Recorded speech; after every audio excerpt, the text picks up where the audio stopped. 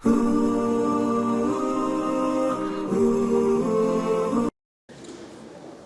الله الرحمن الرحيم الحمد لله حمدا كثيرا طيبا مباركا فيه والصلاة والسلام على رسول الله وعلى آله وصحبه ومن والاه. السلام عليكم ورحمة الله. Le Coran commence par la sourate Al-Fatiha, Alhamdulillahi Rabbil Alamin, et se termine par la sourate An-Nas, Qul a'udhu bi Rabbin Nas. Alhamdulillahi Rabbil Alamin signifie gloire à Dieu, louange à Dieu, le maître des mondes, des univers, c'est-à-dire le créateur de toutes les créatures, le monde animal, le monde végétal, le monde des hommes, le monde des djinns, des anges, l'infiniment grand, l'infiniment petit. Il est le créateur. Wallahu khaliqu kulli shay. Dieu a tout créé. Notamment l'homme, an-nas, l'homme avec un grand H, les hommes, l'espèce humaine, qui est au centre de la création, qui est la créature par excellence. Puisque parmi ces hommes seront choisis les meilleurs des créatures, les prophètes, n'est-ce pas? Ainsi Dieu a créé l'univers que nous connaissons pour l'homme, afin que l'homme jouisse des belles choses que Dieu a créées. Ainsi, il est Rabbul Alamin, le Dieu de tout le monde. Il n'est pas le Dieu d'un peuple, il n'est pas le Dieu d'une catégorie d'êtres humains, il n'est pas Dieu d'une créature, il est le Seigneur de l'univers. Ce n'est pas un Dieu raciste, xénophobe, jaloux, qui aime certains haineux et qui rejette d'autres personnes.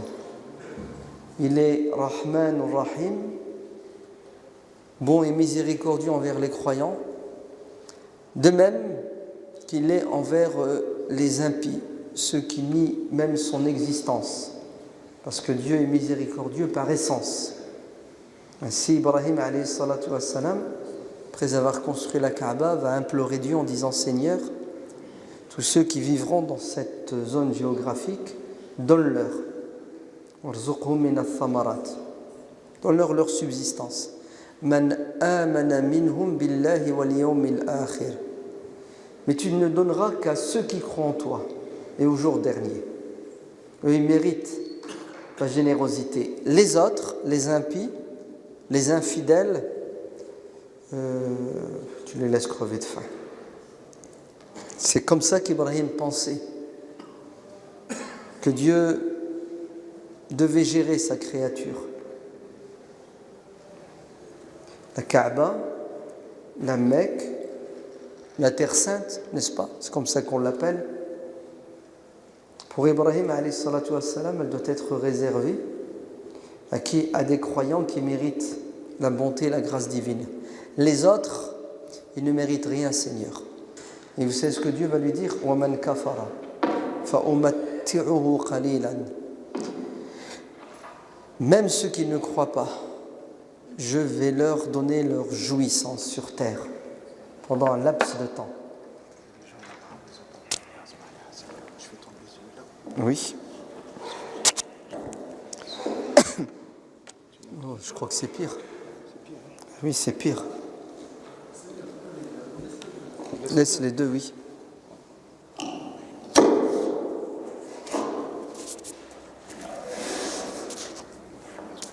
Donc même ceux qui ne veulent pas reconnaître Dieu, Allah les reconnaît.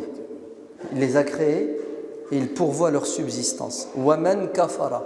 Si toi, Ibrahim, tu veux les exclure, moi je ne les exclurai pas de ma miséricorde sur terre. C'est important, vous savez, d'avoir cette conception de Dieu. Sinon, vous allez tomber dans un égarement manifeste dans lequel est tombé le peuple élu de Dieu. À un moment donné, ils se sont autoproclamés peuple élu de Dieu alors qu'ils ne l'étaient plus, puisqu'ils ont refusé la prophétie de Isa, alayhi salatu wassalam, donc ils sont devenus des renégats. Mais ils sont restés dans quoi? Dans leur délire de peuple élu, en pensant que Dieu était raciste. C'est-à-dire que Dieu les aimait parce qu'ils étaient enfants d'Israël. En fait, non. Dieu les aimait parce qu'ils étaient des croyants pieux, justes. Mais une fois que la piété et la justice disparaissent, tu es au même niveau que celui qui ne reconnaît pas Dieu. Puisque le but, c'est quoi? Le but, c'est que tu te soumettes à Dieu. Ils sont devenus des rebelles. Ils ont refusé Isa alayhi salatu wassalam. Ils ont refusé Muhammad alayhi salatu wassalam. Mais ils pensent qu'ils sont le peuple élu de Dieu, c'est-à-dire qu'ils ont tous les droits, un passe-droit. C'est-à-dire, Dieu est avec nous parce qu'on a du sang de Ya'qub. Ce qui est bête et stupide, n'est-ce pas? Dieu est avec qui, à votre avis? Inna Allaha ma'a al-muttaqin, ma'a alladhina amanu, ma'a al-muhsinin. Dieu est avec les gens pieux, les gens sincères, les gens généreux. Il n'est pas avec les blancs, les noirs, les fils d'un tel et les filles d'une telle. D'ailleurs, il y a eu un petit débat entre un musulman à Médine, un juif et un chrétien. Et chacun prétend être le fils de Dieu, c'est-à-dire être le véritable croyant proche de Dieu, comme un père est proche de son fils, en prétendant que c'est moi qui détiens la vérité, je suis sauvé. Dieu va trancher avec un verset du Coran qui dit « Laysa bi amaniyikum wala amaniyi ahlil kitabi » Et c'est pas parce que tu es musulman que tu seras sauvé. Ce n'est pas parce que tu es juif que tu seras sauvé. Ce n'est pas parce que tu es chrétien que tu seras sauvé. Walakin, qui sera sauvé? Man amana, ceux qui croient et qui agissent. Vous avez compris? Il faut croire et agir. C'est parce que ton père est musulman que tu as laissé passer. Pas parce que ton père est juif ou chrétien que tu as laissé passer. Dieu tient compte de quoi? De ta sincérité et de tes actions. Ainsi, Dieu n'est pas un Dieu partisan. Il est le Dieu de toutes les créatures et il est bon et miséricordieux envers tout le monde car il donne à ceux qui l'aiment et à ceux qui ne l'aiment pas. Ceux qui croient en lui et à ceux qui mécroient. Et le jugement n'aura pas lieu sur terre, mais il aura lieu dans l'au-delà. Vous entendez? Le jugement aura lieu dans l'au-delà. Parce que certains musulmans pensent que parce qu'ils sont musulmans, c'est bon. Ils ont tous les droits. C'est faux. Tu es musulman et tu peux être privé de certains avantages. Et il n'est pas musulman, il peut avoir des avantages. Parce que Dieu ne s'arrête pas à la vie d'ici-bas. Il y a l'au-delà. Nous, on a tendance à quoi? À limiter notre vision à la vie d'ici-bas. Donc, il est Rabbul Alamin, on est d'accord? Le Dieu de tout le monde. Et il est Rabbun Nas, le Dieu des êtres humains sans distinction. C'est pour cela, nous considérons, nous, croyants musulmans, que nous, êtres humains, nous sommes les créatures de Dieu et nous avons le même mérite. Et nous avons tous les honneurs en tant que créatures douées d'intelligence. Dieu dit dans le Coran « وَلَقَدْ كَرَّمْنَا Bani Adama » Les fils d'Adam sont des créatures nobles, supérieures. À quoi? Au monde animal, au monde végétal. Ainsi, l'homme a été créé, il a en lui le souffle divin. وَنَفَخْنَا فِيهِ مِنْ رُوحِنَا. Le souffle divin. C'est quoi le souffle divin? Tu es vivant parce que Dieu l'a voulu et parce que Dieu t'accompagne. Si Dieu te lâche, tu n'es plus rien du tout. Ainsi, Dieu est avec tout le monde et proche de tout le monde, ne serait-ce que par la vie. Pour ça, la vie est sacrée, on doit la respecter, car c'est un don divin. On n'a pas à vouloir priver les gens de ce que Dieu leur donne. On n'a pas à retirer aux gens ce que Dieu leur a donné, sauf si Dieu nous le permet, nous l'autorise. Vous le savez, ça? Un animal, tu n'as pas le droit de le consommer si tu ne l'as pas sacrifié par la permission de Dieu, bismillah. Oui ou non? Parce que Dieu lui a donné la vie, tu n'as pas le droit de lui ôter. Tu dois respecter ce que Dieu a fait, tu ne dois pas détruire sa créature. Ainsi, nous pensons et nous croyons que l'homme est au centre de l'univers et tout a été créé pour l'homme et assujetti pour l'homme. De même, nous pensons que nous sommes tous fils d'Adam et d'Ève, bien entendu. Qu'est-ce que ça veut dire on est tous fils d'Adam et d'Ève? C'est-à-dire qu'il n'y a pas de différence entre un noir et un blanc, un homme et une femme, un riche et un pauvre, quelqu'un qui est en bonne santé, quelqu'un qui est malade. On ne doit pas avoir une opinion de l'autre en fonction de ce que lui n'a pas choisi, ne maîtrise pas. Est-ce que votre corps, notre corps, on l'a créé? Rien du tout. On n'y est pour rien. Ainsi, c'est Dieu qui nous a créés et qui a insufflé en nous l'âme. On doit respecter la créature de Dieu et l'honorer. Est-ce que le musulman peut être raciste? Non.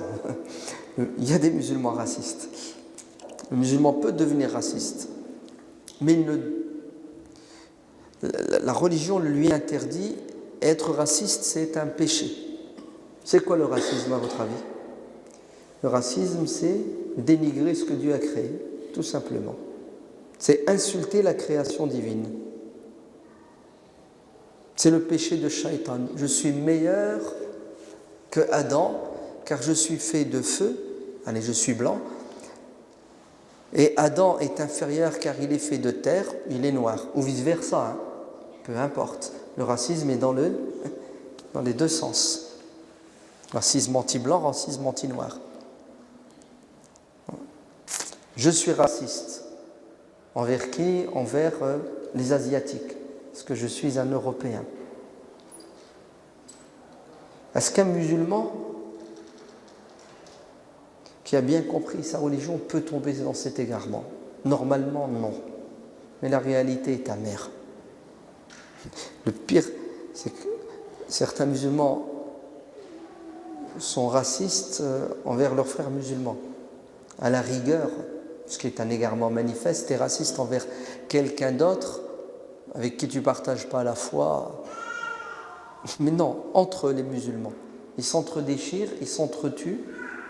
À cause de quoi? À cause de considérations purement physiques, biologiques.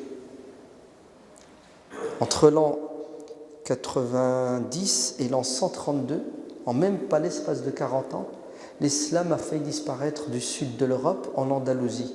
Vous savez à cause de quoi? À cause de conflits intestins entre les Arabes et les Berbères. En Espagne, en Andalousie. Les Arabes, c'est le peuple élu de Dieu. Les Berbères, la racaille qu'on doit dominer. Pire, les Arabes, entre Arabes, se sont entre-disputés, entre-déchirés. Les Arabes du sud, du Yémen, les Arabes du nord, de la Syrie. Des guerres, hein? Des milliers de morts. Les Arabes qui se sont installés en Andalousie et les autochtones, les Moualladoun, la deuxième génération. Ils sont tous musulmans. Hein? Tous, le Jumu'ah, la Qibla, ils implorent le même Dieu. Oui. D'ailleurs, on a ça, je crois, non? On n'a pas un peu ce truc en ce moment, non? Ça existe ou ça n'existe pas? Laissez les pays dits musulmans. Hein. Chez nous, ici en France, on a ça. Vous avez en France des mosquées. Vous avez une mosquée algérienne, une mosquée marocaine. Le face-à-face des civilisations. Ouais. Et dans certaines villes, ça va même plus loin. Tu as deux mosquées, les deux sont marocains, marocains du sud, du nord, de l'est, de l'ouest. Et c'est que du racisme, bon, du tribalisme, ça va? Toi de telle tribu, moi je suis de telle tribu. Et les conséquences sont terribles, on les voit dans les mariages. Ouais. Je refuse de te donner la main de ma fille parce que tu n'es pas de la bonne couleur. Non, tu n'es pas de la bonne région. Et il ne s'arrête pas. Hein. Ça fait 3 générations, 4 générations en France, écoutez bien. Le mec, tu dis je suis français, il dit non. Je suis français. Ton père, mon père aussi, ton grand-père, mon grand-père aussi, ton arrière-grand-père, jusqu'à ce qu'ils trouvent ton origine géographique. Pourquoi? Pour te dire non. Oui, c'est la réalité. Et elle est amère, non? Et comment voulez-vous? Les musulmans entre eux ne se supportent pas pour des raisons bêtes et stupides, du racisme, du tribalisme. Et comment voulez-vous qu'ils acceptent et qu'ils supportent l'autre qui n'est pas musulman? Da'uha fa innaha muntina. Délaissez cet égarement. Le racisme, le tribalisme, ça sent mauvais. Dit le prophète alayhi salatu wassalam. Et le prophète a souffert, tout son temps il a passé à essayer d'unifier ces tribus arabes qui se détestaient les unes les autres et qui s'entre-déchiraient. Le comble, c'est qu'après sa mort, ils se sont à nouveau divisés, disputés, entre-déchirés. Et ils continuent encore aujourd'hui. Donc, le musulman n'a pas à être raciste, ne doit pas être raciste. Ça ne doit même pas effleurer son esprit. Pourquoi? Parce que l'autre n'a pas choisi sa couleur, il n'a pas choisi son sexe, il n'a pas choisi le lieu de naissance, il n'a pas choisi la tribu dans laquelle il est né.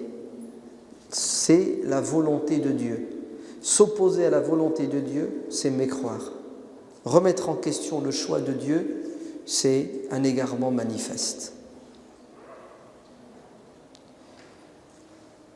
On ne doit pas être raciste car nous sommes tous les fils d'Adam et Ève. Nous avons la même origine. On est tous des êtres humains quelque part cousins. 2. On ne doit pas être atteint par ce sentiment d'orgueil. Al-Kibr. Car celui qui est orgueilleux, vous savez ce qu'il fait? Il fait 2 choses. Ramtun nas, c'est-à-dire il rabaisse les gens, il les humilie. Et deuxièmement, il les prive de leurs droits, il est injuste. L'orgueilleux se sent supérieur et tout-puissant. Ainsi, il écrase les autres, il les rabaisse et il leur retire leurs droits et il impose ses volontés. Le prophète sallallahu alayhi wa sallam dit: celui qui a 1 gramme, un atome de kibr dans le cœur ne mettra pas les pieds au paradis. Vous entendez? Allez. Il ira d'abord en enfer, le temps de purger sa peine, et Allah alam combien de temps ça va durer en enfer, pour, s'il était croyant et reconnaissait Dieu, finir au paradis, mais pas dans la meilleure des places, la dernière des places. Oui. On ne doit pas se considérer comme étant supérieur à notre prochain, parce que nous disons sans arrêt Allahu Akbar. C'est Dieu le plus grand. Et nous, on est tous des nains. On est tous petits. Aoun ibn Abdillah radiyallahu anhu résume cette philosophie en disant: lorsque tu sors de chez toi, tu vas croiser les êtres humains. Lorsque tu croiseras quelqu'un de plus ignorant que toi, mets-toi dans la tête qu'il est meilleur que toi. Car lui désobéit à Dieu alors qu'il est ignorant. Toi, tu es savant, tu désobéis à Dieu. C'est plus grave. Le savant n'a pas de circonstances atténuantes. Ainsi, l'ignorant qui ne sait pas a plus de chances de s'en sortir, alors que toi, tu sais, et malgré cela, tu désobéis. Lorsque tu croiseras quelqu'un qui est plus savant que toi, mets-toi dans la tête qu'il est meilleur que toi. Car, étant plus savant, il doit craindre Dieu et adorer Dieu plus que toi, l'ignorant. Lorsque tu croiseras quelqu'un de plus jeune que toi, mets-toi dans la tête qu'il est meilleur que toi. Car il a moins désobéi à Dieu. Il n'a que 20 ans. Toi, tu as déjà 40 ans de bouteille dans le péché. Et lorsque tu croiseras quelqu'un de plus âgé que toi, mets-toi dans la tête qu'il est sans doute meilleur que toi. Pourquoi? Parce que lui, il a adoré Dieu plus que toi, il lui a obéi plus que toi. Vous avez vu, subhanallah, la posture spirituelle de Aoun ibn Abdillah. Ça fait de toi quelqu'un de modeste. Et lorsque tu croiseras quelqu'un qui ne croit pas, qu'il n'est pas musulman comme toi, dis-toi qu'il est sans doute meilleur que toi. Car il se peut que cet homme impie, mécréant, reste comme ça jusque 5 minutes avant sa mort, un jour, un mois, un an, et il devient croyant. Son passé est effacé, il gagne le paradis. Quant à toi, il se peut qu'un jour, un mois avant ta mort, tu renies ta foi et toutes tes actions sont effacées, car ce qui compte, c'est comment tu finis ta vie. C'est fort ou c'est pas fort? C'est beau, non? Tu te fais tout petit après, t'as peur, hein, franchement. Tu flippes. Tu dis, mon Dieu, je crois que c'est doit être moi le problème de l'humanité. Le problème de l'humanité, vous savez, c'est quoi? C'est l'homme qui domine l'homme. L'homme qui exploite l'homme. Ouais. Tu le domines comme Shaitan Pharaon, tu es raciste, tu crois avoir tous les pouvoirs, donc tu l'écrases, tu le prives de ses droits. Tu l'exploites parce que tu ne te contentes pas de ce que Dieu te donne et tu veux priver les autres de ce que Dieu leur donne. Tous les conflits se résument à ça. Al-hasad, la jalousie, wal-barda, la haine de l'autre. Alors que celui qui est modeste, qui est croyant, il se regarde dans un miroir avant de regarder les autres et de les condamner, de les juger. Donc, pas de racisme, on sait d'où on vient, on sait qui nous sommes. 2, pas d'orgueil. 3, les hommes ont les mêmes droits, car ces droits ont été octroyés par Dieu lui-même. Quels sont les droits fondamentaux de l'homme? Le droit à la vie. C'est Allah qui nous a donné la vie, c'est lui qui la reprend. C'est pour cela, la pire des choses que puisse faire un être humain, c'est d'ôter la vie à quelqu'un. Le prophète sallallahu alayhi wa sallam dit, tout le monde pourra s'en sortir le jour de la résurrection, sauf ceux qui ont du sang sur les mains. Ouais. Eux, ils ne sont pas clairs. Tous les péchés que tu fais sont pardonnables. Mais il y en a un. D'ailleurs, le prophète sallallahu alayhi wa sallam dit, la première des choses sur laquelle vous serez jugés, c'est... Non, c'est pas la prière. C'est le sang qui a été versé. En vérité, tu as raison, hein, c'est la prière. Mais la prière, c'est quoi? C'est un acte religieux obligatoire entre toi et Dieu. Mais entre toi et les êtres humains, tu as des devoirs comme tu as des devoirs envers Dieu. Le premier devoir que tu as envers ton prochain, c'est de le respecter, de ne pas lui ôter la vie. Ainsi, la première des choses sur laquelle Dieu nous jugera dans nos relations avec les êtres humains, c'est le sang, c'est-à-dire le crime. C'est les premières personnes qui seront jugées le jour de la résurrection sont les criminels. La prière, tu peux t'en sortir avec la prière. Dieu peut te pardonner. Tu n'as pas prié, Dieu te pardonne. C'est possible, hein, attention. Hein. Le pardon de Dieu n'a pas de limite pour celui qui meurt dans la foi. Quant au péché, tu n'es pas clair, même si tu as prié toute la nuit. Toute ta vie, tu as prié toute la nuit, tu arrives devant Dieu avec du sang, tu sais ce qui va t'arriver?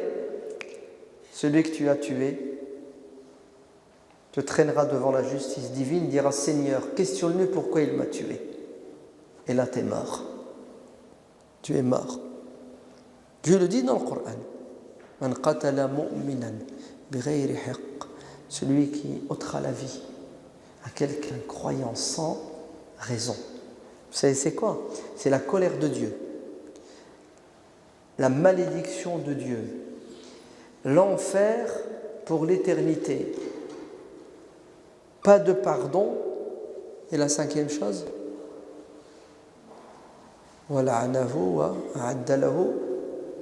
il aura une punition douloureuse sans précédent. Et ce qui est magnifique, et satanique en même temps, c'est que les musulmans ont un malin plaisir à tuer, mais vraiment d'une manière... regardez la Syrie. Un mec qui vient avec des hélicoptères, il jette des barils de poudre et il tue 100 personnes d'un coup, et il rigole, il dort bien. Ça ne l'empêche pas de dormir. C'est pourquoi? Parce qu'il ne les considère pas comme des êtres humains. Quand vous avez une invasion de fourmis dans votre appartement, vous achetez un produit, vous les gazez les fourmis. Le soir, vous faites des cauchemars? Non? Ne faites pas des cauchemars parce que bon, de tuer une fourmi, ça n'empêche pas de dormir. Plus elle est injuste, elle a envahi ta maison. Ces gens-là tuent des êtres humains comme vous tuez des fourmis. Mais la différence, c'est que vous tuez des fourmis pour des bonnes raisons. Eux, ils tuent des êtres humains pour de mauvaises raisons. Comme s'il y avait une bonne raison de tuer quelqu'un. Mais j'ai presque envie de vous dire, c'est normal, ça s'explique. Dans leur tête, Dieu, c'est quoi? C'est un tyran, un despote sanguinaire. Dieu n'est pas doux et miséricordieux dans leur tête. Et eux, sur terre, ils représentent Dieu. Et Dieu est à leur image. Et le mec, il est violent. Dans sa tête, il se représente Dieu violent. Et Dieu doit lui ressembler. Ce n'est pas lui qui doit ressembler à Dieu. Dieu, il est doux, miséricordieux, pardonneur. Non, non, non. Il s'accapare Dieu.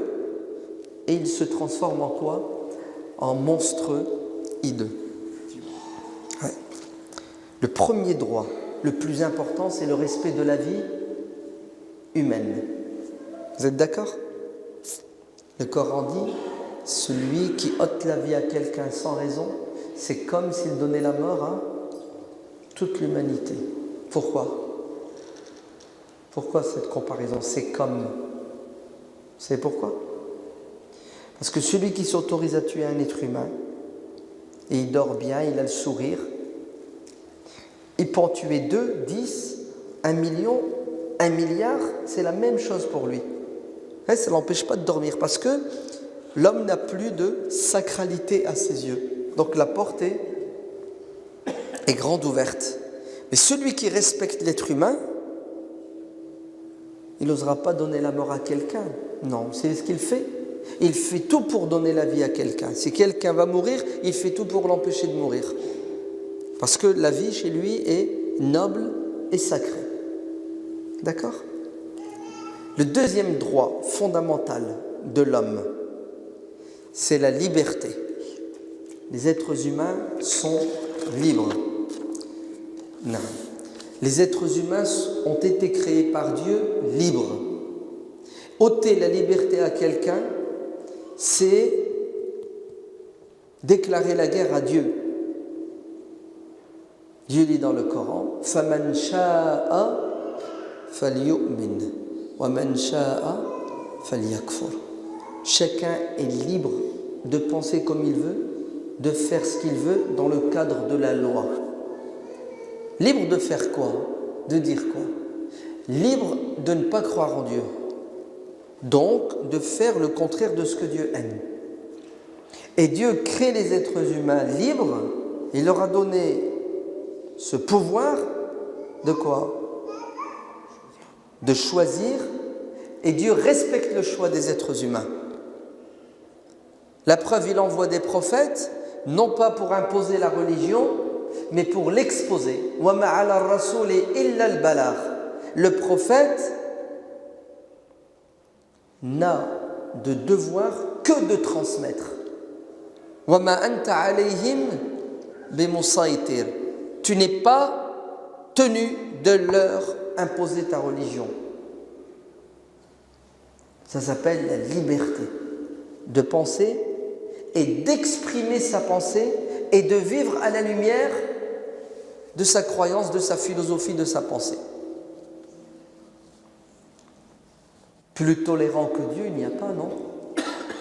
Dieu est tolérant et il accepte ses créatures parce que c'est lui qui leur a donné le choix. Vous allez me dire, ouais, mais dans votre religion, il existe bien un principe qui s'appelle l'apostasie, c'est ça? Hein, l'apostasie. C'est quoi ce truc-là, l'apostasie? C'est tu es devenu musulman, et puis un jour tu décides de ne plus l'être, ben t'es cuit, t'es mort. On te coupe la tête, tu es exécuté. Non, vous êtes au courant? Ça existe ou ça n'existe pas? Lui il dit non, et vous, vous dites quoi? Ah, tu dis oui, excuse-moi. Je commence à devenir vieux. Est-ce que ça existe ou ça existe pas? Ça existe. Vous prenez tous les livres de droit, de jurisprudence musulmane, 99,99%, oui, c'est écrit. Et c'est un gros problème. Dieu dans le Coran dit que celui qui veut croire, qu'il croit, celui qui ne veut pas croire, il ne croit pas. Et nos savants, qu'est-ce qu'ils vont faire? Ils vont interpréter des textes et ça va se conclure avec cette règle. Tu es libre de croire ou de ne pas croire, mais une fois que tu as choisi de croire, tu n'es plus libre. Tu n'es plus libre. Mais attends, je suis un être humain libre. Si Dieu m'a donné ce droit-là, pourquoi tu me l'ôtes? Ah ben c'est comme ça. Nous l'avons décidé. Ça veut dire non, là t'exagères. Le prophète sallallahu alayhi wa sallam a dit dans le hadith rapporté par l'imam al-Bukhari, Man baddala dinahu faqtuluh. C'est le prophète qui l'a dit, celui qui change sa religion, tuez-le. Oui, le hadith il est dans le sahih de l'imam al-Bukhari. Mais c'est bizarre, hein, les êtres humains délaissent le Coran qui est clair et net et ils essaient de restreindre la portée des versets du Coran avec des hadiths qui ont une chaîne de transmission authentique, mais le texte pose problème. Le hadith pose problème. Dieu dit dans le Coran, Inna alladhina amanu, thumma kafaru, thumma amanu, thumma izdadu kufran. Ceux qui croient, qui arrêtent de croire, qui croient à nouveau, qui mécroient à nouveau, ils s'enfoncent dans la mécréance. Vous êtes bien d'accord qu'ici Dieu, qu'est-ce qu'il dit? Il y a des gens qui vont croire, qui vont quitter l'islam, qui vont revenir du yo-yo. Est-ce que Dieu, dans ce verset, et beaucoup d'autres versets, dit celui qui croit et qui quitte l'islam, tuez-le? Vous ne trouverez aucun verset dans le Coran où Dieu nous dit d'ôter la vie à quelqu'un qui a décidé de ne plus être musulman. Bien au contraire, vous savez ce que Dieu dit?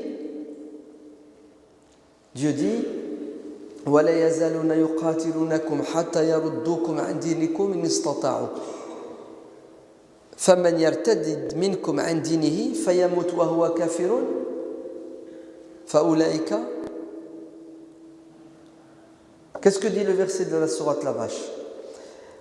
Ils vont faire pression pour que vous quittiez votre religion. Ceux qui parmi vous quitteront leur religion et qui mourront dans la négation, alors leurs actions tombent à l'eau et le jour de la résurrection, ils auront ce qu'ils méritent. Voilà, regardez, Dieu nous dit le devenir de celui qui quitte l'islam. Qu'est-ce qu'il fait? Il annule ses bonnes actions, ce qui est logique et normal, il les jette à la poubelle, et le jour de la résurrection, il paiera. Les versets du Coran sont unanimes sur le fait que c'est possible que quelqu'un quitte l'islam, et c'est possible qu'il quitte l'islam et qu'il vive et que Dieu le nourrisse. Nos savants vont se baser sur ce hadith pour restreindre la portée du verset. En disant, le verset, ouais, il faut quoi? Il faut restreindre sa portée. Ce qui est un non-sens. Car le Coran est la parole de Dieu sûre et certaine, le hadith transmis reste toujours sujet au doute. En vérité, écoutez bien, le grand Cheikh Youssouf al-Qaradawi, hafidahullah, dit cette question de l'apostasie, effectivement, c'est un problème. Car le Coran dit la ikraha fi din, pas de contrainte en C'est-à-dire, je ne peux pas forcer quelqu'un à devenir musulman, comme je ne peux pas forcer quelqu'un à quitter l'islam. Ça va dans les deux sens. Vous entendez? Je répète. Je ne peux pas forcer quelqu'un à devenir musulman. De même, je ne peux pas forcer quelqu'un à quitter l'islam. La ikraha fi din. Allez, ta religion, je n'ai pas le droit, moi, d'intervenir pour te l'ôter ou pour t'en imposer une autre. D'ailleurs, pourquoi ce verset a été révélé? Parce que certains Arabes polythéistes croyaient que pour que leurs enfants soient en bonne santé, restent en vie, car la mortalité infantile était importante, qu'est-ce qu'ils faisaient? Ils prenaient leur gosse et ils le donnaient aux Juifs de Médine pour que les Juifs de Médine l'adoptent et en fassent un Juif pour qu'il reste vivant. Parce que c'était leur croyance, c'est de la bêtise. Plus tard, ces polythéistes vont se convertir à l'islam et vont vouloir quoi, à votre avis? Récupérer leurs enfants, puisqu'ils les avaient filés à la communauté juive pour qu'ils soient préservés et protégés physiquement. Mais ces enfants-là sont juifs. Alors qu'est-ce qu'ont voulu faire ces parents musulmans? Ils ont voulu récupérer leurs enfants et les convertir à l'islam de force. Dieu révèle le verset du Coran qui dit « Point de contrainte, en religion, vos enfants sont vaccinés majeurs. » Ils ont fait le choix d'être juifs, laissez les juifs. Cheikh Youssouf al-Qaradawi dit « Les hadiths qui parlent de l'apostasie en islam ne parlent pas de l'apostasie religieuse, mais de l'apostasie politique. » Oui, c'est-à-dire des gens qui se convertissent à l'islam avec une arrière-pensée qui est d'infiltrer la communauté musulmane pour mille et une mauvaises raisons, et ensuite ils quittent l'islam, rejoignent le camp ennemi en leur donnant les infos pour affaiblir la communauté musulmane. Regardez ce que Dieu dit dans la sourate Ali Imran. Dieu dit وَقَالُوا آمِنُوا بِالَّذِي أُنزِلَ عَلَى الَّذِينَ آمَنُوا وَجْهَ النَّهَارِ وَكْفُرُوا آخِرَهُ. Les rabbins qui avaient la haine du prophète alayhi salatu wassalam vont conseiller certains de leurs adeptes à se convertir à l'islam le matin, à aller à la mosquée, à annoncer leur conversion. Ouais, takbir, Allahu Akbar. Il a dit la shahada, à rester musulman toute la journée et le soir à quitter l'islam. Mais cette fois, publiquement, à la télévision, en disant écoutez, moi j'étais musulman, je me suis converti à l'islam, cette religion c'est une religion de tarés, je les connais très bien, j'étais avec eux. C'est-à-dire, ces rabbins avaient une stratégie qui avait pour objectif de déstabiliser les gens. C'est comme ça. C'est pour cela, le prophète sallallahu alayhi wa sallam dit dans un hadith, celui qui quitte l'islam, qui se sépare de sa communauté. C'est-à-dire, celui qui devient musulman, qui reste avec les musulmans, qui quitte les musulmans et quitte l'islam pour combattre la communauté. Ainsi, à l'époque, la religion et la politique étaient liées, étaient ensemble. Quand le mec quittait l'islam, c'est pas parce que la prière le dérangeait ou il ne pouvait plus manger du porc. Il quittait l'islam pour combattre l'islam et les musulmans. Malheureusement, avec le recul, lorsque les Omeyyades prendront le pouvoir et lorsqu'il y aura une opposition dans la communauté musulmane à la dictature des Omeyyades, vous savez ce que vont faire certains hommes politiques? Ils vont essayer d'islamiser la politique au sens négatif du terme pour trouver un alibi, un argument religieux afin d'éliminer l'opposition. Toute personne qui était opposée aux Omeyyades était taxée de quoi? D'apostasie. Et là, super. On te sort le hadith, tue-le. En fait, c'était une manière d'éliminer l'opposition politique. Et ça va rester, malheureusement. C'est pour cela, écoutez bien. Mais non. L'être humain est libre de croire et de ne pas croire. Et celui qui en a marre de croire et qui ne veut plus croire, c'est son choix, il faut le respecter. Ah non, on croit que ça dérange Dieu parce que le mec a arrêté de croire. Mais Dieu, qu'est-ce qu'il en a ciré si tout le monde croit ou personne ne croit? Vous avez compris?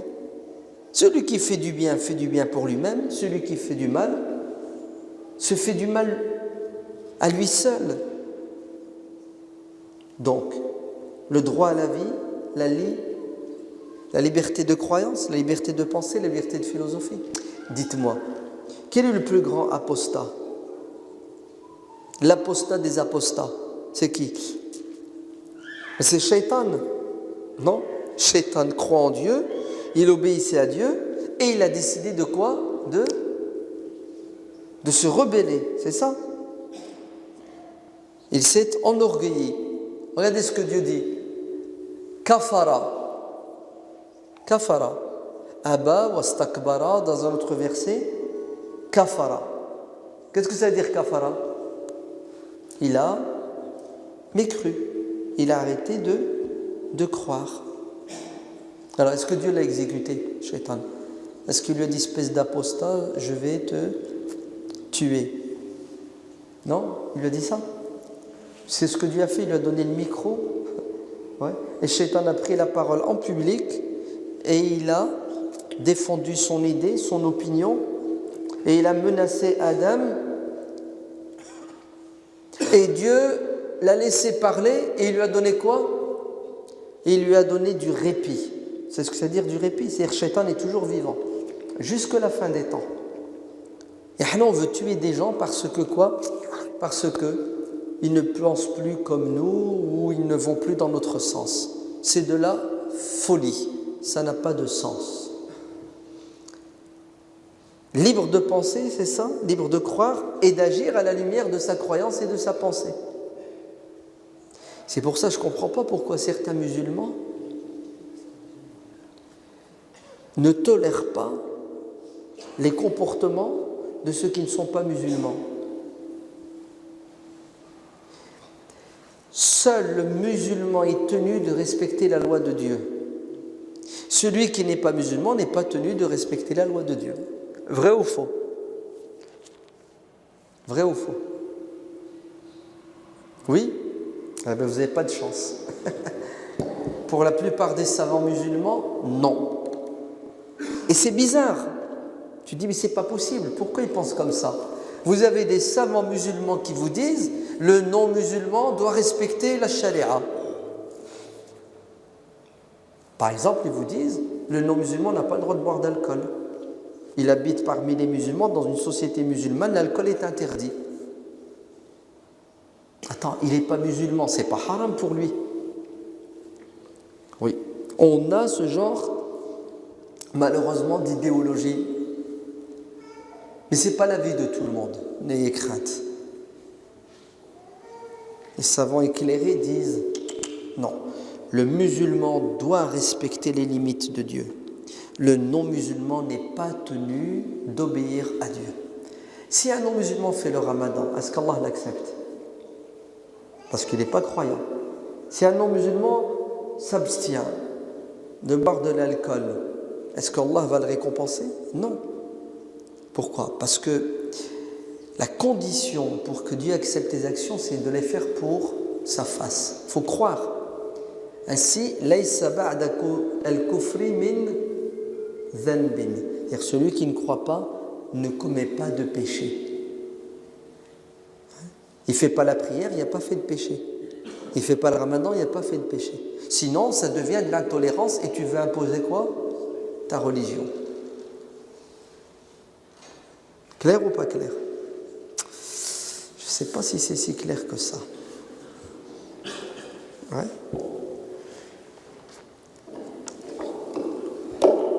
Je ne sais pas. Vous êtes prêts? Quand tu appelles les musulmans, tu leur dis engagez-vous, vous êtes des citoyens, inscrivez-vous avant le 31, Allah yabarak fikoum. Ah, le 31, vous êtes cuits, vous ne pourrez plus voter en 2017 pour choisir le président de la République, pour choisir la majorité parlementaire, ceux qui font les lois et qui les défendent. Moi c'est fini, je ne vote plus. Pourquoi tu ne veux plus voter? Bah écoute, parce que moi en 2011, c'est ça 12, j'ai voté. Et j'ai voté pour les socialistes, pour Hollande. Et la première des choses qu'ils ont faites, c'est le mariage pour... En fait, c'est le mariage pour les homos, hein. C'est pas pour tous, nous on est déjà mariés. Ouais. C'est l'arnaque, ça s'appelle. Hein, pour la faire passer, donc le mariage pour tous. Donc, j'ai voté, regarde ce que ça a donné. Ça a donné le mariage pour tous. A'udhu billah, les homos, ils ont le droit de se marier. Moi, c'est fini, je vote plus. D'ailleurs, je me sens coupable et responsable d'avoir voté pour Hollande. Très bien, on remonte en arrière. Déjà, excuse-moi, mais bon, là-dedans, toutes les connexions ne doivent pas se faire dans ton cerveau. Pour la simple et unique raison, c'est qu'Hollande, il t'avait dit, voilà mon programme, si jamais je passe, je vote le mariage pour tous. Donc, c'est soit tu votes et tu ne sais pas pour qui tu votes, tu ne connais pas son programme, donc là c'est la psychiatrie directe, l'interne, ou soit tu sais qu'il va voter le mariage pour tous et tu votes, non pas parce que tu es d'accord, mais parce que tu penses que s'il y a 3-4 propositions du candidat qui ne te plaisent pas, il y en a 56 qui te plaisent. Et tu as fait la balance, le pour et le contre. Il y a plus d'avantages que de négatifs. Et là, c'est intelligent. Et tu n'as pas regretté. Hein, c'est ce qu'on appelle la théorie du moindre mal. Akhaf dararain. On est d'accord? Laisse ça de côté maintenant. Allez, vas-y, il a fait le mariage pour tous. Les non-musulmans ne sont pas invités à se soumettre à la loi de Dieu. L'homosexualité, c'est haram pour qui? C'est haram pour nous. Le mec qui n'est pas musulman, pour lui, c'est pas haram. Vrai ou faux? Non? Dites-moi le contraire. Vous avez le droit, hein. N'ayez pas peur. Quand tu vois un non-musulman qui prend un verre d'eau, un verre de vin qu'il le boit, ça te dérange? Est-ce que ça vous dérange? Ça ne vous dérange pas, parce que pour lui, c'est pas haram. Taïb, le mec, il a son mari. Ouais. Ça te dérange? Ah, pour lui, c'est pas haram. Disons que ça te choque, c'est ça? Parce qu'on n'a pas l'habitude. Mais est-ce que pour lui, c'est haram? C'est pas haram. Alors, vous êtes pour la liberté et la tolérance Vous êtes pour la liberté et la tolérance, mais jusqu'à... Quand ça vous choque, quand ça vous déplaît, plus de liberté, plus de tolérance. Vrai ou faux? On peut être choqué, parce que ça fait pas partie des transformations, c'est un dysfonctionnement quand même. Mais en même temps, on se doit d'être tolérant parce qu'il, comme tu dis, il y a... Là, j'accepte. Le frère, il dit, je suis choqué, parce que pour moi, c'est contre nature, pour toi. Apparemment, la nature, elle change, elle évolue. Darwin. Donc pour toi c'est contre nature, t'es choqué, msahtak. Ouais, je te le reproche pas, mais je t'entends et je te comprends, t'inquiète, moi aussi. Mais c'est tout, c'est leur choix, oui ou non. Tant qu'il ne me touche pas, il fait ce qu'il veut de sa vie. Non? Vous êtes d'accord ou vous n'êtes pas d'accord? Dites-le si vous n'êtes pas d'accord. Alors vous êtes pour la liberté ou la liberté sous condition? Eh oui. Omar ibn Abdel Aziz, quand il est devenu calife, il écrit une lettre à son meilleur ami, son frère en islam, le plus grand savant de l'époque, Hassan al-Basri. Et il lui soumet une problématique. C'est ce qu'il lui dit.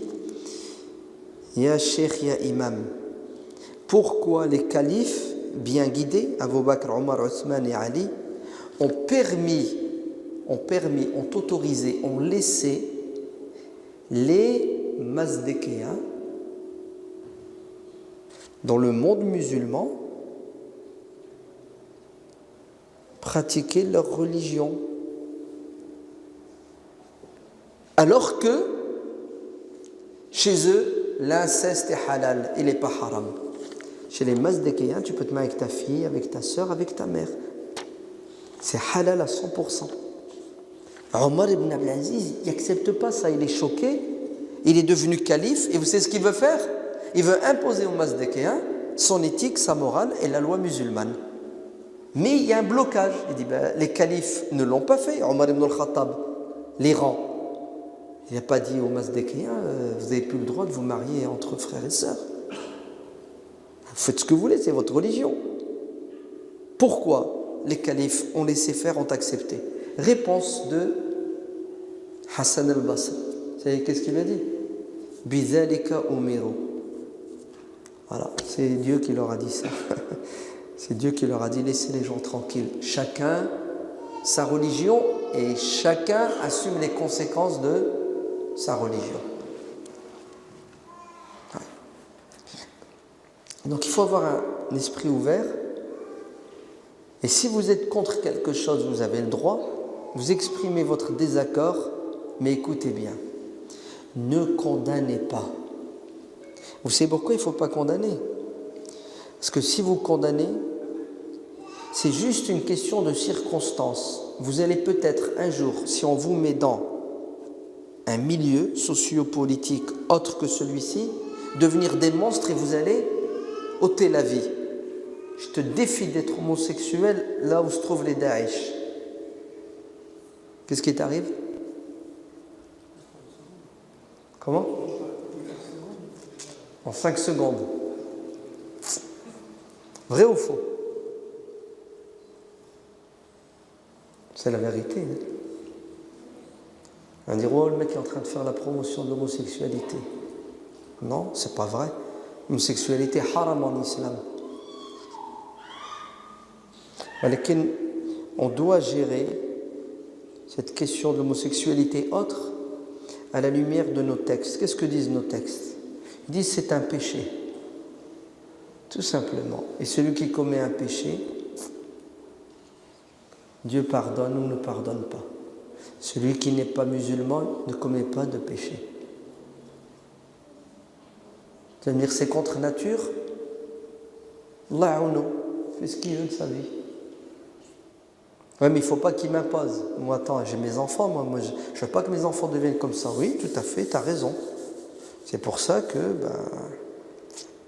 tu auras la société que tu mérites. Laquelle de société que tu auras? La société où les groupes de pression décideront à ta place. Parce que tu ne veux pas, toi, faire pression. Tout simplement. Ils me font rire ces musulmans. Ouais, t'as vu la liberté, regarde l'homosexualité, etc. C'est parce que toi, tu étais libre de voter pour empêcher cette loi de passer, tu ne l'as pas fait. Tu t'es tout seul censuré, sous prétexte que ça ne sert à rien de voter, les politiques sont tous des pourris. Un peu plus de pourriture ne devrait pas te déranger, non? Pourquoi tu es choqué maintenant? Ils sont tous pourris, ça ne sert à rien de voter. Maintenant qu'ils ont fait la loi pour tous, que tu considères comme de la pourriture, tu n'es pas content. Allah, il dit que la pourriture. Ah, il est méchant là, il commence à péter les plombs. Si on dirait qu'il faut qu'on se prenne encore beaucoup plus de droite pour qu'on se réveille. Pourtant, c'est tout bête, c'est tout simple. On est libre de choisir les dirigeants qu'on veut, le programme politique qu'on veut, le modèle de société qu'on veut, et on ne le fait pas. Et quand les autres font le nécessaire pour choisir ce qu'ils pensent être bon et juste à leurs yeux, on se met en mode critique. Ah, c'est pas bien ce qu'ils ont fait. Mais c'est toi le problème. Ce que tu as fait, c'est grave. Tu vois ce que tu as fait? Tu es resté les bras croisés? Tu t'es pas engagé? Tu n'as pas exprimé ton projet de société? Tu n'as pas fait le nécessaire pour qu'il soit le meilleur? Tu subis les conséquences, ça t'apprendra. L'être humain, Qu'est-ce qu'on a dit? Le droit à la vie. Le droit à quoi? À la liberté. Et troisième droit fondamental, à la justice. Il faut être juste et il ne faut pas accepter que quelqu'un subisse l'injustice. C'est ce que Dieu dit dans le Coran. Dieu dit, j'ai envoyé les prophètes avec le livre. Laqad arsalna rusulana bil bayyinat. Dieu a envoyé les prophètes avec des signes évidents. Et regardez, wa anzalna ma'ahumul kitab. Dieu leur a donné le livre. C'est quoi le livre? C'est la parole de Dieu, c'est ça? C'est les enseignements avec des lois. Et Dieu a envoyé les prophètes et donc dans la main droite le livre et ET, donc c'est la même chose. وَلِيَقُومَ النَّاسُ بِالْقِسْطِ, la justice, afin que les gens vivent sur terre et fassent justice. Ainsi, une société où il y a le livre, il n'y a pas la justice, c'est une société qui trahit le livre. Oui, elle trahit le livre. C'est pour cela les musulmans qui font la prière, parce que le Coran nous dit de faire la prière, et qu'ils n'ont pas le souci de combattre l'injustice, pratiquent la moitié de leur religion. L'autre moitié, ils l'ont sacrifiée. On se trompe si on croit que la justice, ce n'est pas un pilier de l'islam. D'ailleurs, c'est un truc qui... La plupart des savants... Ah oui, c'est ce qu'on a appris. Depuis qu'on est petit, on nous a appris, depuis 14 siècles, que l'islam, c'est 5 piliers. C'est ça? Les piliers de l'islam sont au nombre de 5. On les connaît tous, hein?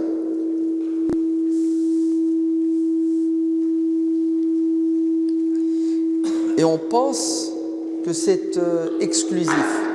C'est-à-dire 5 piliers, point à la ligne et rien d'autre. En fait, c'est faux. Les piliers de l'islam sont beaucoup plus nombreux. La justice est un pilier de l'islam. La liberté est un pilier de l'islam. L'égalité sociale est un pilier de l'islam. Vous allez me dire, ouais, mais attends, le hadith, il y a dit 5 piliers de l'islam.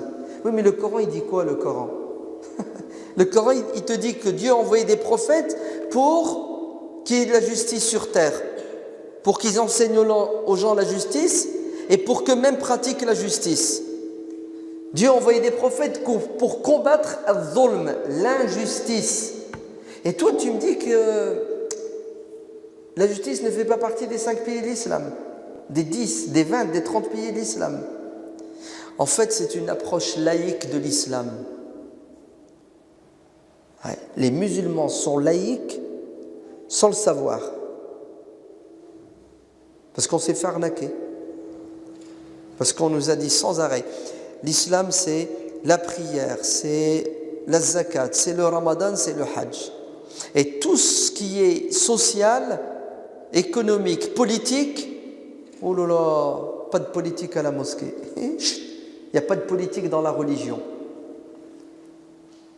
Et le musulman va vivre dans une société où il y a des injustices et ça ne l'empêche pas de dormir. Tu lui dis, viens, on va manifester. Ouais. Contre la loi El Khomri, c'est ça? Tu dis, ouais, pourquoi? Ah non, je dois faire la prière. Non, moi je ne manifeste pas parce que la manifestation elle va tomber pendant la prière. Allez, regardez, pour lui la prière, c'est important, ce qui est vrai. Empêcher ces réformes, ouais, qui sont des réformes, c'est du capitalisme sauvage, hein. Attention, hein, c'est grave le code du travail là. Hein. Les pauvres syndicats là. Il n'y a plus de syndicats en France. Et le musulman ne se préoccupe pas. Ça ne l'empêche pas de dormir. Pire, tu sais ce qu'il dit? Il dit non, ça ne sert à rien du tout. Et quand il verra les injustices, c'est ce qu'il dira. Hasbi Allah wa ni'mal wakil. On est toujours comme ça. On remet la faute sur Dieu. Qaddar Allah. C'est ça? Qaddar Allah wa ma sha'a fa'al. Et quand un malheur nous frappe, qu'est-ce qu'on doit dire? C'est le destin et Dieu fait ce qu'il veut. Mais rigolo, c'est pas le destin, c'est de ta faute. T'as rien fait pour empêcher. C'est le destin. Je recommence ou ça va? Les mecs, ils planchent, ça fait des années pour changer le code du travail. C'est ce que ça veut dire changer le code du travail. Ça veut dire retirer des droits à qui? Au patron, aux riches, aux puissants, à toi. Non, pas les travailleurs, toi. On dirait que les travailleurs, c'est l'autre là-bas, il est là-bas. Vous êtes tous des petits. On est tous des petits. Ça, on n'est pas millionnaires, non? Levez la main. Il y a un millionnaire ici, un milliardaire, qui fait partie du CAC 40 là. Personne. Donc, ils sont en train de changer le droit du travail, c'est-à-dire 100 ans de djihad social. Et pour toi, tu t'en fiches, non, tu n'es même pas au courant. Non, écoute bien, tu ne cherches même pas à savoir. Wallah al-Adim, qu'on est des laïcards. Le mec, il est dans la prière, nickel. Et tu lui dis, syndique-toi pour faire pression parce qu'on perd nos droits. Il dit, non, ça ne sert à rien. C'est haram. Vote. Il dit, non, ça ne sert à rien, c'est haram. Vous savez pourquoi? Parce qu'on nous a mis dans la tête que la prière, c'est un pilier de l'islam et la justice, ce n'est pas un pilier, c'est secondaire. Il y en a tant mieux, il n'y en a pas. Hasbi Allah wa ni'mal wakil. C'est-à-dire, ya Allah, s'il te plaît, tu peux faire le boulot. Ouais. S'il n'y a pas de justice sur terre, vous savez ce qui se passe? C'est le chaos, c'est le désordre. Et Dieu, qu'est-ce qu'il aime? Les justes ou les injustes? Inna Allah la yuhibbu al-zalimin. Dieu n'aime pas les... Et vous les aimez, les injustes? Levez la main ceux qui aiment les injustes. Vous ne les aimez pas. Encore heureux, parce que Dieu ne les aime pas. Sinon, tu aimerais quelque chose que Dieu déteste. Une fois que tu ne les aimes pas, tu fais quoi? Tu les laisses continuer à commettre l'injustice et à la répandre. Tu dois les combattre. Donc tu dois te lever contre l'injustice. Donc tu dois t'engager. Tu dois t'engager syndicalement parlant, politiquement parlant. Ah oui, parce que Dieu n'aime pas ceux qui ne sont pas engagés. Parce que ceux qui ne sont pas engagés sont des complices de l'injustice, puisqu'ils laissent faire les injustes. Et ça passe comme une lettre à la poste. Ouais, t'as vu ce qui se passe en Syrie? Ce qui se passe en Syrie, c'est de notre faute.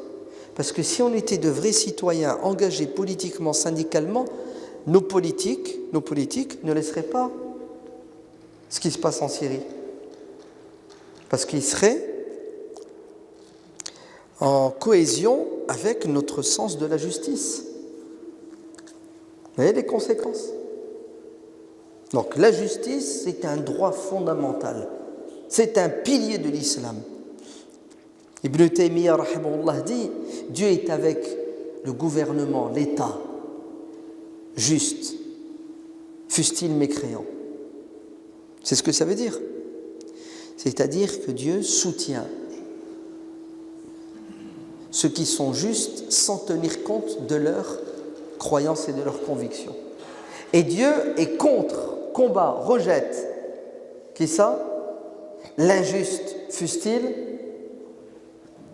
croyant musulman. Donc pas de parti pris. Dieu est avec le camp des justes contre les injustes. C'est clair ou c'est pas clair?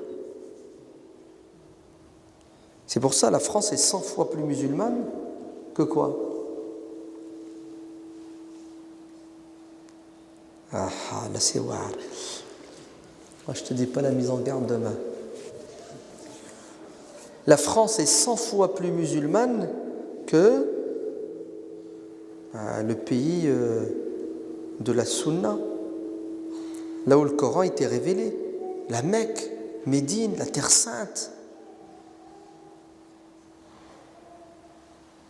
Non, là tu déconnes. Là tu as dépassé les limites. Là, il faut qu'on voit, parce que c'est de la ridda, l'apostasie. Ah, tu as quitté l'islam, mon frère. Tu vois, tu n'as pas le droit de critiquer, tu n'as pas le droit. Tu dois la fermer et tu dois dire Amen. Sinon, il y a une épée de Damoclès. Une épée omeyyade. Pourquoi la France est 100 fois plus musulmane que l'Arabie ou tout autre pays musulman? Non, sauf la Turquie, bien sûr. Ouais. Vous savez pourquoi? Ne serait-ce que pour la liberté. Regardez, je parle, je dis ce que je veux, j'ai rien à craindre. Vrai ou faux? Bon, un peu de perquisition de temps en temps, ça fait du bien. Ouais, mais résidence, ma'alish. Ouais. Mais là-bas, tu n'as même pas eu le temps d'ouvrir ta bouche que tu es déjà. Ouais. Laisse la parole. Allez, je parle trop. La justice sociale, bon sang, punaise.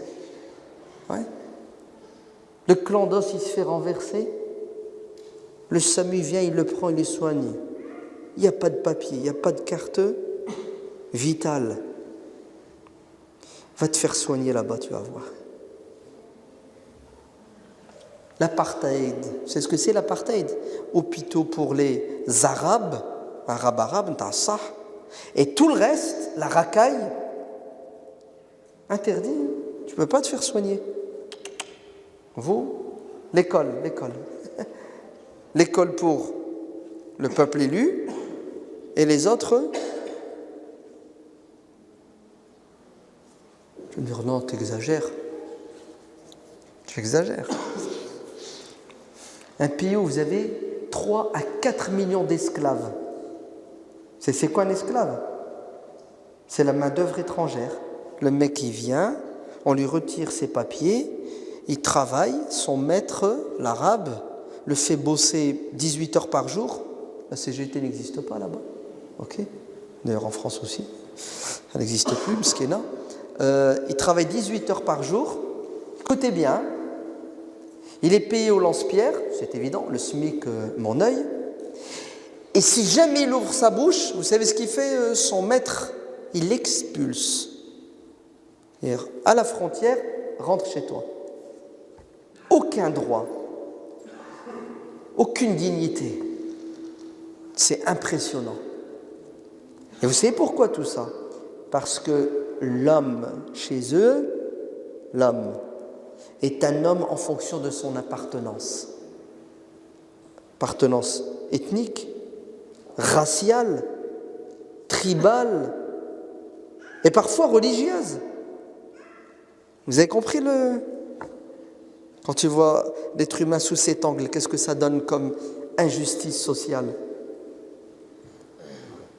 Donc ça, ce sont des droits fondamentaux qu'on n'a pas le droit de discuter. Et chez nous, on les appelle les droits divins. Ça veut dire quoi, droit divin? Ça veut dire c'est Allah qui a donné à l'homme ce droit. Et moi, je n'ai pas le droit de lui ôter ce droit. J'ai pas le droit. J'ai pas le droit de retirer à quelqu'un le droit de vivre, le droit de croire, le droit de jouir de la justice. Sinon, j'entre en guerre avec Dieu. Car ces lois fondamentales, ces droits fondamentaux doivent rester éternels et pérennes.